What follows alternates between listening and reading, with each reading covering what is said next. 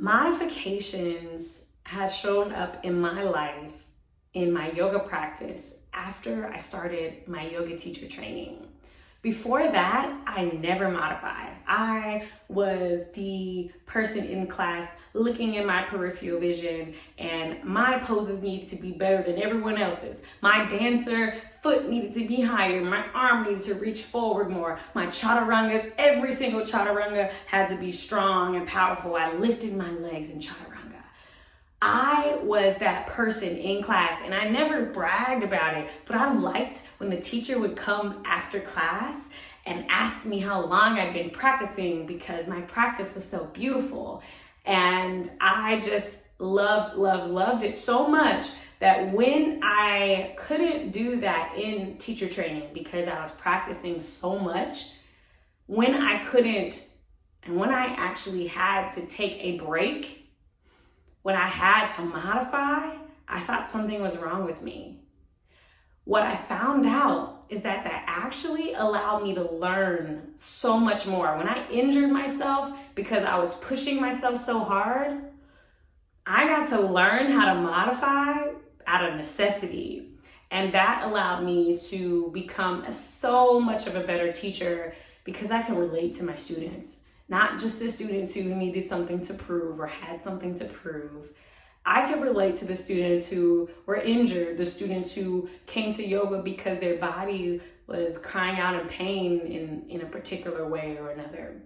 And that is what truly has allowed me to be a masterful yoga teacher, because I understand my students. I grasp what they need. And that is why I am such a fan of modifications and variations. So watch this video and you too will have a different appreciation, or you'll at least be invited to have a different appreciation for modifications and variations.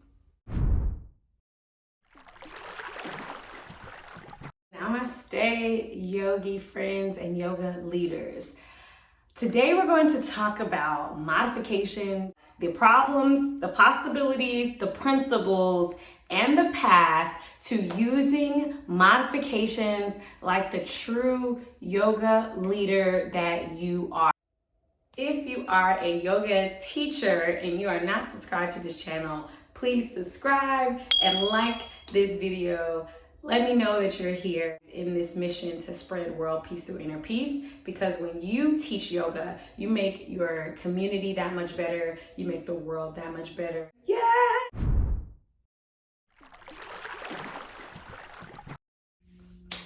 The problem is that most yoga teachers don't understand modifications. They don't understand their power.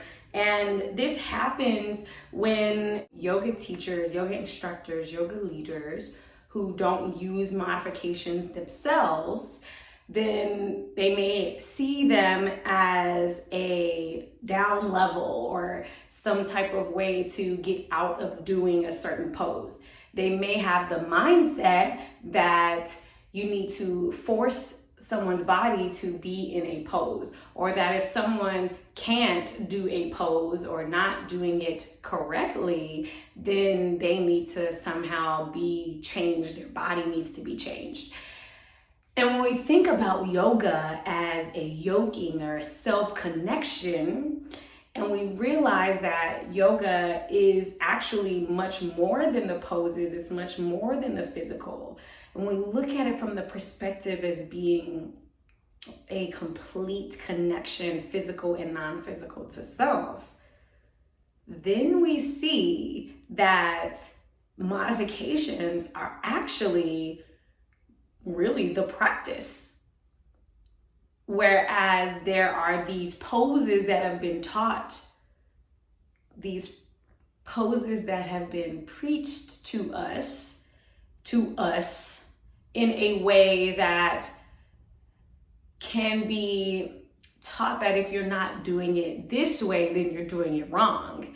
When in fact, yoga has existed as a way to connect to self before it was ever defined as 8 limbs, or before it was ever defined as being from India or wherever you have heard that it was from. And that really is the key to this. This problem that we see is that people can be so closed-minded when it comes to yoga that modifying really seems like doing something different, when in fact, modifying is actually doing yoga, because we're able to connect with the body and treat the body as one part of the self. And so when we can use these poses, these practices as a way to connect to self, then modification, that's actually the practice. And so what we're looking at here is something bigger than what we even might have thought when you originally saw the title of this video. Modification, that is the yoga. All of these chaturanga, up dog, down dog, those are poses that some people practice. You could do yoga for 10 years and never do a chaturanga. You could do yoga for 15 years and never do a handstand. So it really is considering, what is your definition of yoga? How do you grasp yoga, comprehend yoga, understand yoga in its totality? Problem number 2 is that you're not sure how to teach, or you, yoga teachers that you know, yoga instructors, yoga teachers of teachers, are not sure how to instruct and teach all levels of practice. They're not sure how to teach all types of bodies. They're not sure how to look at a person and their individuality and then use yoga as a way to enhance that. They teach a class that's surface level as a stretching style practice, as opposed to an experience that is as unique as the individual on their mat. And when we look at these two problems, we look at the other side and the possibilities. So the possibility is that it can master the thought process of the yoga poses. We can master the thought process of yoga in general. When we're able to understand what yoga is, like I mentioned a little bit earlier in the video, when we understand what yoga is, then we can see a possibility that now, wow, we can use all of our knowledge of yoga, all these thousands of possibilities of body movement, healing movement, and we can, in a particular moment, in the present moment of that class that you're teaching, a session that you're leading, you can consider that pose is so much more. That pose offers so much more than a physical aspect. Once we're able to do that, then there's a huge possibility of connecting to self or guiding someone else's connection to self. Possibility number 2 is that we can use the yoga poses like tools to enhance the practice, as opposed to consider them an up level or a down level, implying that somehow what's happening in the moment is not good enough, or somehow what's happening or what's available in the moment is not good enough. When we consider these modifications, variations, up levels and down levels, like tools in a toolbox, and we have some screwdrivers and some hammers and some wrenches. When we consider all of these like different tools needed in different situations, then we can see the yoga practice as a whole as an experience to be felt, to be experienced like a sensation, or in multiple aspects of self. That's the possibility of what happens when we're able to teach modifications like a true yoga leader. Okay, so we got the problems, we got the possibilities. let's look at the principles. The principles of modifications and using modification as a yoga leader is to consider the primary purpose of the pose that you're working with. So for example, if I am teaching a mountain pose, or keep it real simple, real simple. I'm teaching a mountain pose and I am looking at modifying, up level, like prior variation, if I want to down level, whatever mindset that you're in when watching this video. I consider all of those things to be a modification, all of them to be a variation, like a variation of everything. So if we consider the primary purpose of the intended pose, so like whatever you have written down in your sequence, or whatever you have that you're hearing that a teacher is teaching, because you can also modify as a student without needing to be a teacher. When we consider the primary purpose of the pose, we can then create a modification. Let's say we have mountain pose. So that's the standing up. So this could be considered a mountain pose. This is the cover of my first book, Yoga Best Life.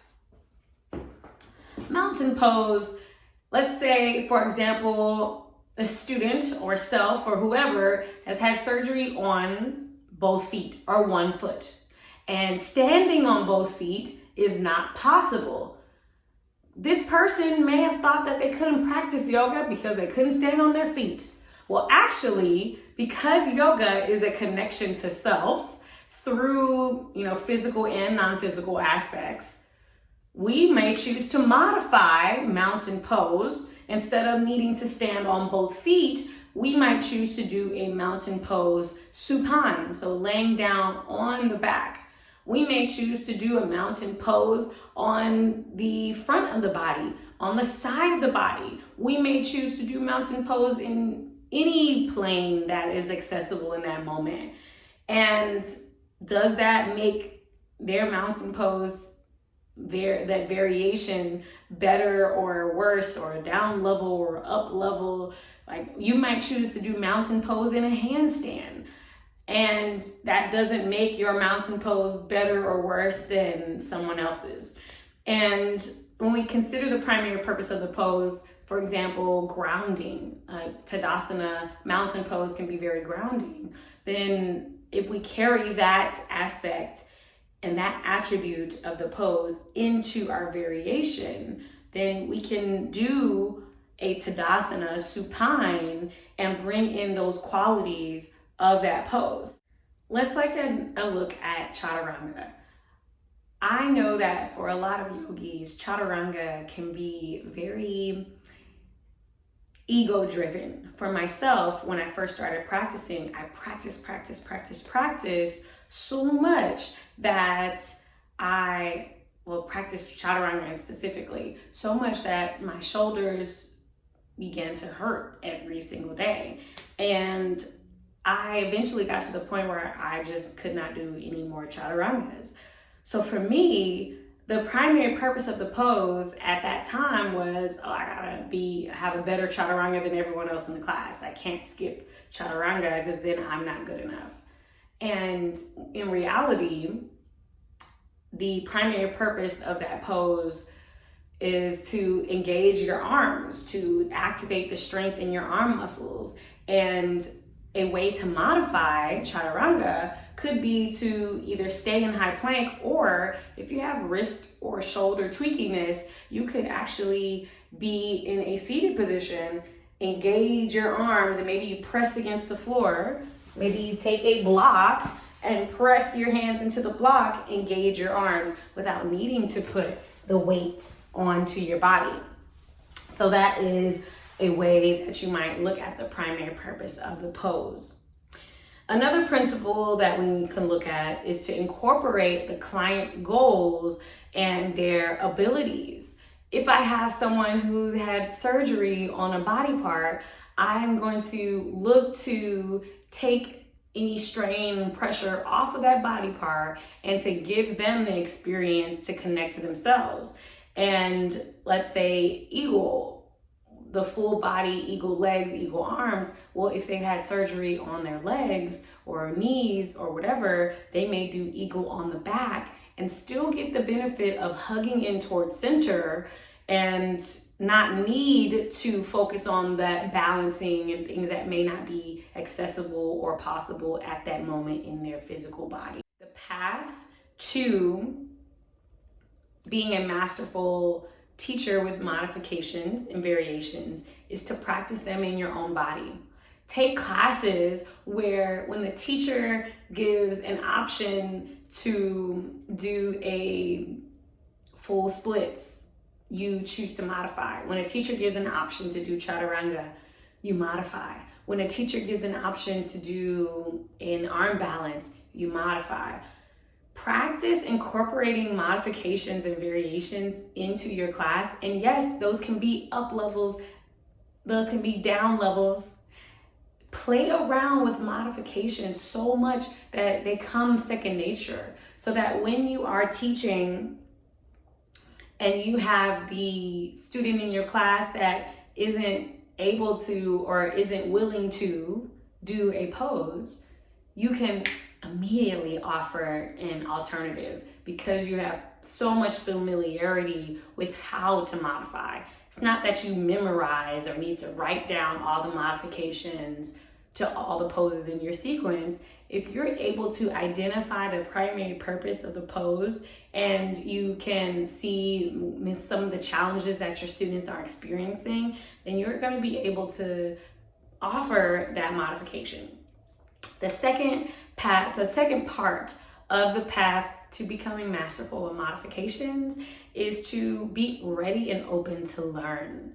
Modifications have really taught me that it's not about being right all the time.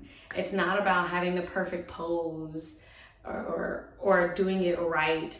It really is about the experience and being ready to learn. When you look out at your students in the virtual or the physical space that you're teaching, and you're paying attention to what's happening and being open to look and see what's going on. Are they always skipping certain things? Can you offer something else for them to do instead of sitting on their mat?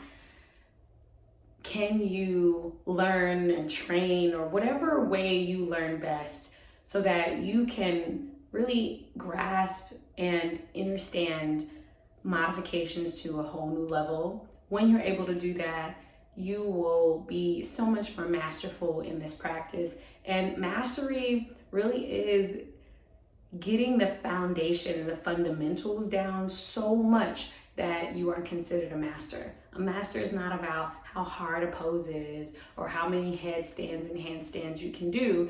Mastery is really about the fundamentals. So when you're able to master the fundamentals, that is when you become a masterful yoga teacher. My name is Alicia Dugar-Stevenson, and I am so excited that you're here on the Mastermind Yoga channel. Please do subscribe and like. Please, if you have any other recommendations about how to create masterful modification within your yoga teaching practice, please comment below. If you have any questions about poses that you want to see me break down, different modifications, please share those in the comments as well. I love to see any questions that you may have, and I would love to answer your questions. This is me, and I am signing off. Peace to you, and I hope to see you on Instagram. I hope to see you in a training one day. Namaste.